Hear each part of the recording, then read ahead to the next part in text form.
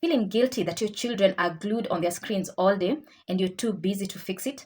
What if I told you that just 15 minutes of outdoor play can help you deepen your connection, raise godly children, and even pass life values to them? No gadgets, no guilt. In today's video, we are going to look at outdoor activities that we can do with children depending on their age group, from toddlers all the way to young adults. This is something that is practical that you and I, as modern Christian women, can actually imply in our day-to-day lives. Karibu.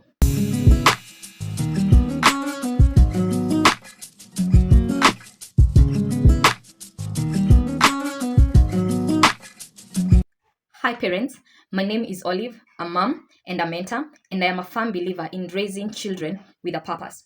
In today's world, our families are being pulled in all directions, from work to school to gadgets. There's so much pressure, and sometimes we may lose the connection. However, as Christian parents, we have been called to raise up a godly generation. Proverbs 22 verse 6 tells us to train up our children in the way that they should go. Training up our children does not have to be preaching or perfect. Sometimes it's in kicking the ball after school hours or picking flowers with your toddler on your way home. Sometimes it could look like the heart-to-heart talk with your teen as you walk or even prepare a meal in the evening. And that is what this video is about. Our first category is 0 to 3 years. We'll call them toddlers.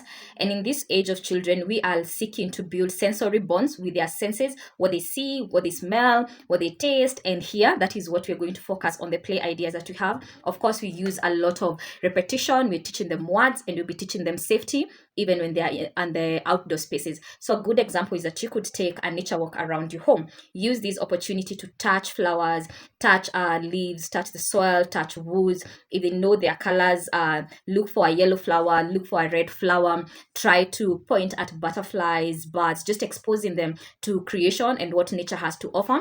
This would also be a good place to bring in the God conversation, in that God is the one who created all these. And then finally, you can sit on the ground. Children nowadays have not experienced nature as we did growing up. So taking a moment to sit on the grass, sit under a tree, have the experience of what that looks like. And this would also be a nice moment to talk to God. By now, for example, if they are 3 years, you've already taught them the basic prayer of, Lord, bless this meal, bless our sleep, bless us this day in Jesus' name. Amen. But now you can also take the prayer outside the home setting and even to the playground, that you can talk to God even while they are in nature. And also, to conclude, you can declare blessings upon their life. In this age, because they are not talking much, then your words are very effective. Your words are being registered in their memory, in their subconscious, as the truth about their life. So these 15 minutes will be a good time to declare all those verses and Bible declarations that you have written upon their lives. The second age group will be 4 to 7. These are ideally our preschoolers.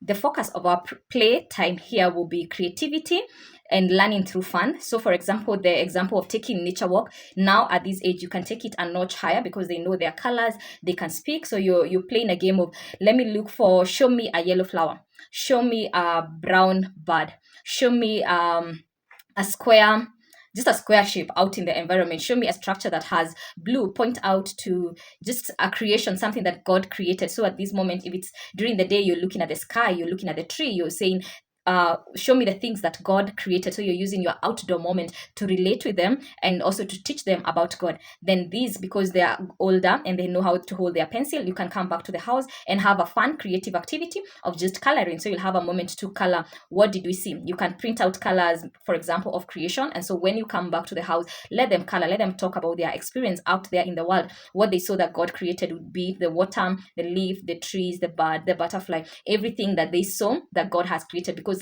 for example, at age 7, they have already done the creation story. So it will be fun for the knowledge they have learned in school to now be translated out there in the world. At this point, you can also do treasure hunt. This is a nice game to introduce. You can do treasure hunt with Bible verses, for example, and of course have a reward at the end of it. You can also have reward system from whoever is able to memorize a verse. You can do a karaoke or a dance of a Christian song that you like and that has moral values that you want to pass on to their children. Is 8 to 12. These are primary school going children. They have understanding, they have opinion on what they like. And so the goal of our 15 minutes outdoor time will be to teach responsibility, friendship, and even to satisfy their curiosity. So for an outdoor activity, you can play a game, you can play bladder, you can do hide and seek, you can play football.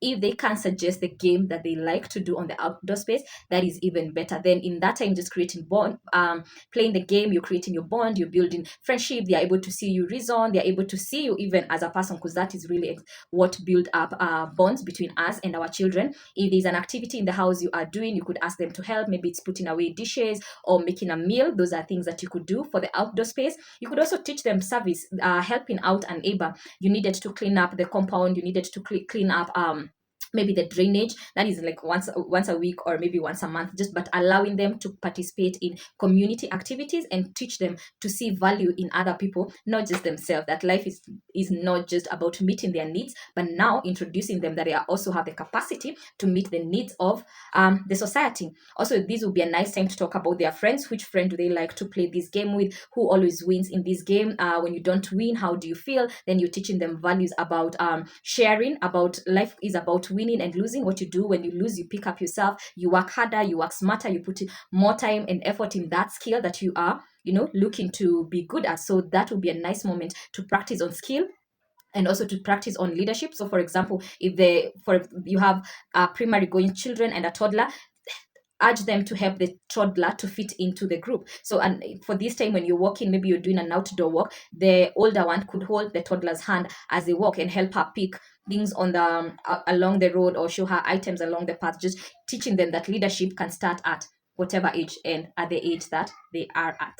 Next stage are our teenagers, children in the ages between 13 and 14. Here they have their own opinion. They have discovered that family and parents are not their only source of information. They want to make friends. They are getting influence outside the world. They want to fit into the world.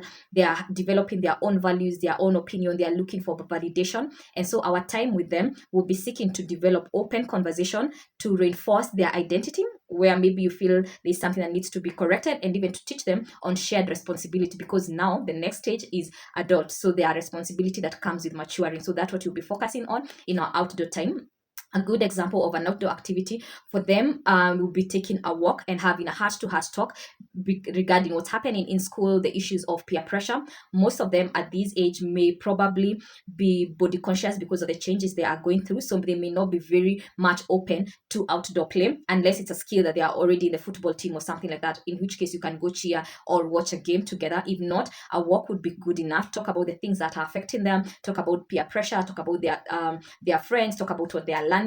And then when you are talking to them, use that person questions. So for example, instead of asking directly, Mercy, do you have a boyfriend? You'll be like, hey, I heard that Shiko has a boyfriend. Shiko, your classmate, has a boyfriend. Then your child will be like, no, Shiko can know. She's very innocent for that. I wish you were talking about Esther. That's a different story. So when she says that, you're leading her to open up. Then you use the words that she's using to be a cue for your next question or to grow the conversation. So the next question, for example, would be, so Esther has a boyfriend, I'm a boyfriend. What does having a boyfriend at your age look like? What do they do? Then she'll tell you 1, 2, 3. Then you'll ask her, which of those do you think are right, which are wrong?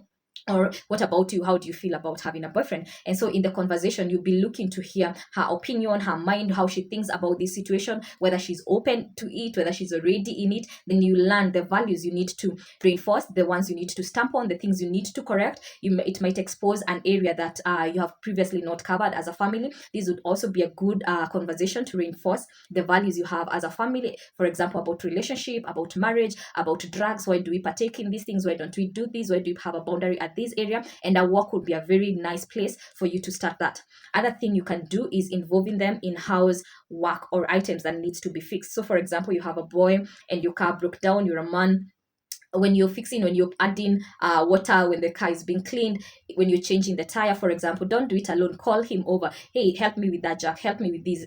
Pull that away. I need to use that. So use them in home activity, things that teach them how to be responsible even as adults. So depending on the what they like, involve them in home work. If it's something that needs to be fixed, maybe a sink is leaking and it's something you can do, let them also help. If it's changing a bulb, something they can do, let them also chip in. If it's a story conversation that you and your peer peers are having when they come to visit home, and you'd rate that your teenagers is okay to hear this conversation, then let them participate, because also they are learning how to be adults. And how best can you learn to be an adult if not by being in the company of fellow adults? The last segment is the young adults, ages 19 to 25. These ones are already in college or campus. They are looking to step in out of your nest and start their own life.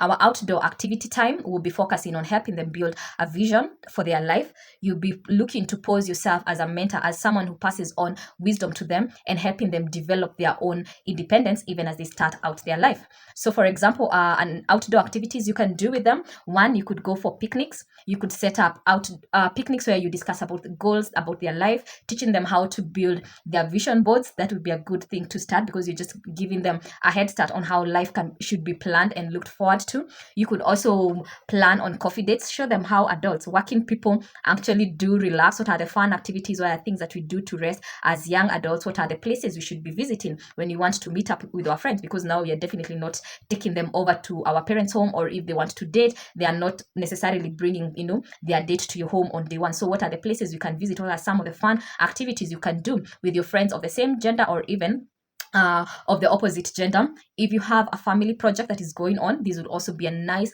engaging activity. So if you have a mjengo somewhere, you're taking them along with you, you're buying the cement with them, you're going to meet the fundis with them, you are going to the hardware with them, you are sending them to run errands for you, because at this point we are literally just preparing them for the world. It's most of even their peers who don't have parents are actually just exploring the world on their own. Conversations about money, there's no conversation at this point that is beyond limit. So you want to pick out their mind. You're not necessarily offering advice, you're offering wisdom, because in this age of technology they already know a lot. They have learned from their peers, they have learned from gadget. They just want to know this problem had suggestion A, B, and C on how to go about it. But you, as my parent, you who care most about me, what is the wisdom you would pour out to me as I go through this situation? So you want to position yourself as a mentor and to offer wisdom at this very point. In terms, you're also teaching them how to build legacy. You're talking to them about inheritance, for example, how to engage with colleagues at work, how to maneuver just and have a balance between work and family, and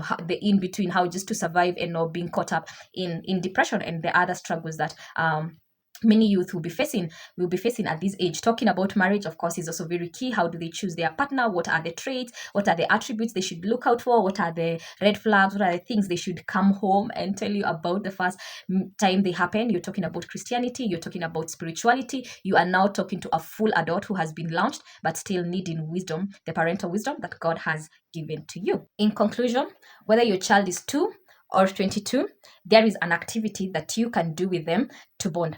Parenting is not about being perfect and ticking all the boxes. It's about being present and creating memorable experiences with your children. As Christian parents, it's using these moments to pass on Christian values and lessons that they will use for their lives to come. It's a moment for us to disciple them. It's their moment for us to teach them the word of God, to teach them to look upon God as their friend and helper at all times. Outdoor activities don't have to be grand and something you spend a lot of money on. Swimming, sports, all those going out are excellent. Taking your children for dates, maybe a simple date of chips or whatever snack they like is also very perfect. But if you do not have money or the time to go all out, then involving them in the activities, the home activities that you do outdoor, is also a great opportunity to just bond, share values, and raise a godly generation, one memory at a time. If this video gave you fresh ideas on how to bond and build relationship with your children, then don't stop here. Watch the other video linked below where we dive into practical wisdom tips